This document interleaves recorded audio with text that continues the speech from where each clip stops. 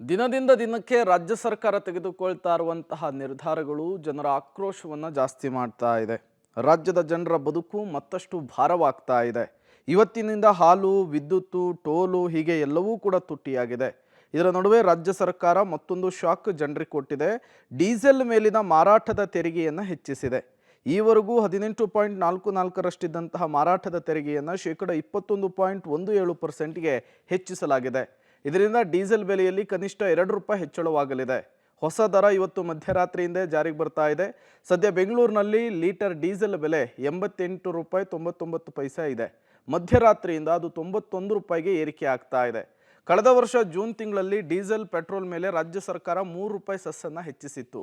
Diesel ಮೇಲಿನ ಮಾರಾಟ ತೆರಿಗೆ ಹೆಚ್ಚಳದಿಂದ ವಾಹನ ಸವಾರರು ರಾಜ್ಯ ಸರ್ಕಾರದ ವಿರುದ್ಧ ಈಗ ಕಿಡಿಕಾರ್ತಾ ಇದ್ದಾರೆ. ನಾವು ಓಟ್ ಹಾಕಿದ್ದೀವಿ, ಅನುಭವಿಸ್ಬೇಕು. ಜನ ತಿಳ್ಕೊಬೇಕು. ಹೆಂಗಸರು ಬಸ್ಸು ಫ್ರೀ ಬಿಟ್ಟರು, 2,000 ಕೊಡ್ತಾರೆ, ಇದೆಲ್ಲ ಮಾಡಿದ್ರು. ಗಂಡಂದ್ರ ಹತ್ರ ಕಿತ್ಕೋತಾರೆ, ಹೆಂಡ್ತಿ ಕೊಡ್ತಾರೆ, ಅವ್ರಲ್ಲಿ ಇನ್ನೂ ಎಕ್ಸ್ಟ್ರಾನೇ ಕಿತ್ಕೋತಾರೆ.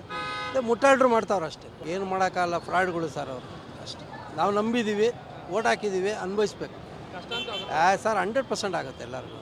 ಇಲ್ಲಿ ರೇಟ್ ಜಾಸ್ತಿ ಮಾಡ್ತಾರೆ, ಡೆಲ್ಲಿಲಿ ಹೋಗಿ ನಿಂತ್ಕೊಂಡು ಬಡವ್ರ ಪಕ್ಷ ಅಂತ ನಾವು ಡಿ.ಕೆ. ಶಿವಕುಮಾರ್ ಈಗ ಓಪನ್ ಆಗಿ ಹೇಳ್ತಾರೆ ರೇಟ್ ಜಾಸ್ತಿ ಮಾಡಲೇಬೇಕು ಅಂತ.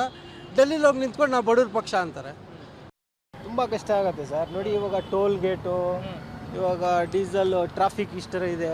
ಗಂಟೆಗಟ್ಟಲೆ ಟ್ರಾಫಿಕಲ್ಲಿ ನಿಂತ್ಕೊಂಡು ಎಷ್ಟು ಡೀಸೆಲ್ ಪೆಟ್ರೋಲ್ ಹೋಗುತ್ತೆ. ಅದರಲ್ಲಿ ಈ ಥರ ಪೆಟ್ರೋಲ್ ರೇಟ್ ಎಲ್ಲ ಜಾಸ್ತಿ ಮಾಡಿದರೆ ನಾವು ಈಗ ಲಾರಿಯವ್ರಿಗೂ ತುಂಬ ತೊಂದರೆ ಆಗುತ್ತೆ. ಹೇಗೆ ಅಂದರೆ ದುಡಿಮೆ ಕಮ್ಮಿ, ಲಾಭ ಕಮ್ಮಿ. ಇವಾಗ ಪೆಟ್ರೋಲಿಗೆ ಎಲ್ಲ ದುಡ್ಡು ಹೋಗ್ಬಿಡುತ್ತೆ. ಏನೋ ಒಂದು 100 ರೂಪಾಯಿ ಜಾಸ್ತಿ ಉಳಿಯೋದು, ಇಲ್ಲಿಂದ 100 ರೂಪಾಯಿ ಇದರಲ್ಲೇ ಹೋಗ್ಬಿಡುತ್ತೆ.